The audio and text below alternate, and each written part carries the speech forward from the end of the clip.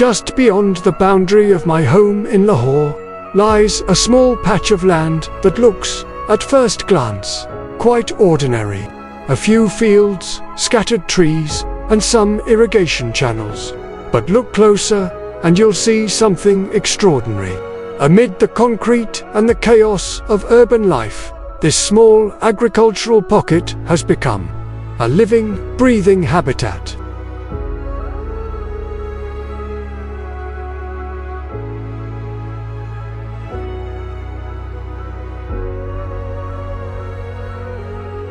This small piece of agricultural land is used for growing seasonal crops, wheat, vegetables, and fodder.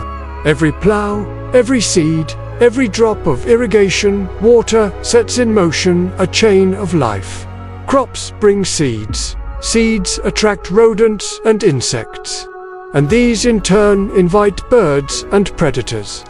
In a matter of weeks, the land transforms into a functioning ecosystem, all because of human cultivation that unknowingly sustains biodiversity.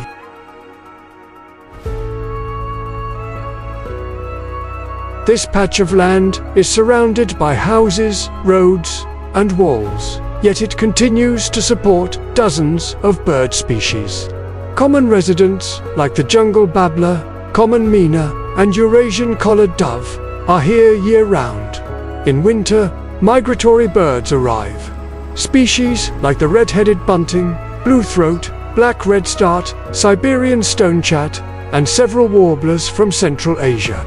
They all find food and shelter here, proving that even small green spaces play a big role in biodiversity.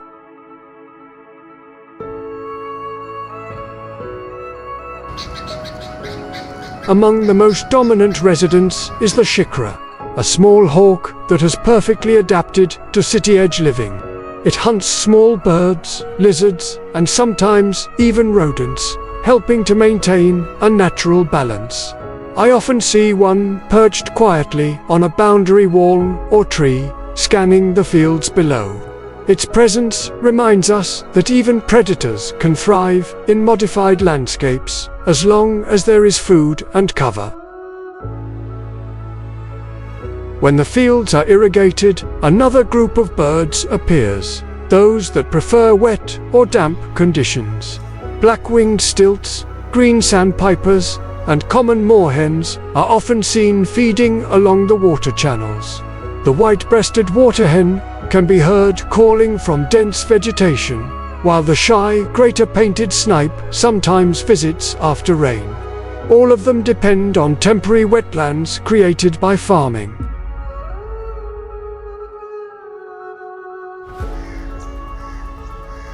The social life here is fascinating. Parakeets move in noisy flocks, feeding on fruits and crops. Yellow-eyed babblers stay low, foraging in small family groups. Scaly-breasted munias and Indian silverbills gather in tight flocks, feeding on ripened seeds. Each species occupies its own niche, using this small piece of land in its own unique way. What makes this place remarkable is its location. It's surrounded by dense housing, concrete walls, and traffic, yet nature still finds a way. This shows how adaptable wildlife can be, and how even small agricultural areas can serve as vital pockets of habitat in urban landscapes.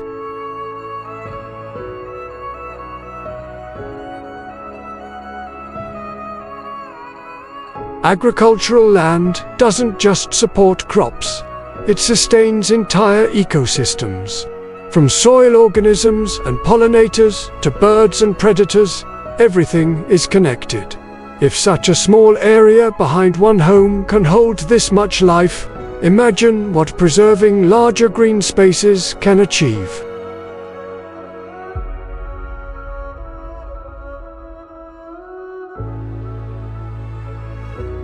This hidden habitat behind my home reminds me that conservation doesn't always begin in remote forests or protected parks. It can start right here, in the small spaces we overlook every day. Each field, tree and patch of green matters. Because, in the end, these small habitats are the bridges that keep nature and human life connected.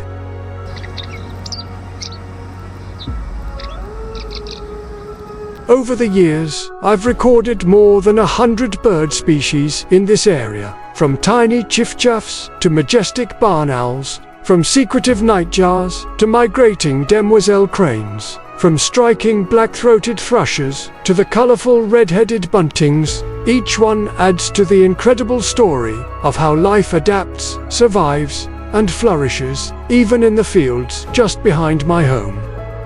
This habitat has seen alpine swift, ashy prenia, Asian Koel, bank mina, barn owl, barn swallow, bio weaver, black drongo, black kite, black redstart, black-breasted weaver, black-crowned night heron, black-rumped flameback, black-throated accenter, black-throated thrush, black-winged stilt, Blythe's reed warbler, blue-tailed beater, blue-throat, brahminy, starling, brown rock-chat, cattle egret, citrine wagtail, clamorous reed warbler, common babbler, common chiffchaff, common hoopoo, common mina, common rosefinch, common sandpiper, common snipe, common starling, common tailor bird, coppersmith, barbet, crow pheasant, Eurasian collar dove, red-collared dove, Eurasian hobby, Eurasian oriole, Eurasian sparrowhawk, grey wagtail,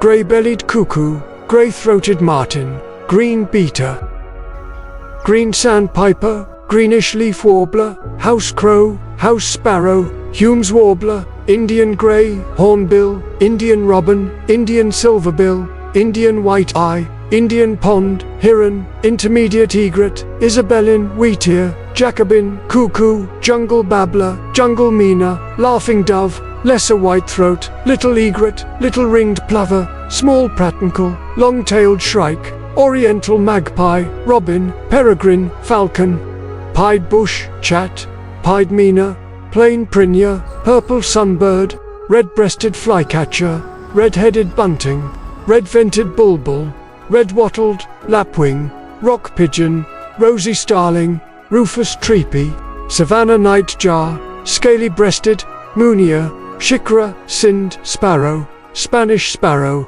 spotted dove, spotted owlet, striated prenia, sulphur-bellied warbler, variable wheatear, white wagtail, white-breasted kingfisher, white-breasted waterhen, white-browed fantail, white-browed wagtail, wood sandpiper, wryneck, yellow wagtail, yellow-eyed pigeon, zitting, cisticola, and few more. Let's protect these habitats and the species that call them home, because even the smallest patch of land can become a sanctuary for life if we choose to care.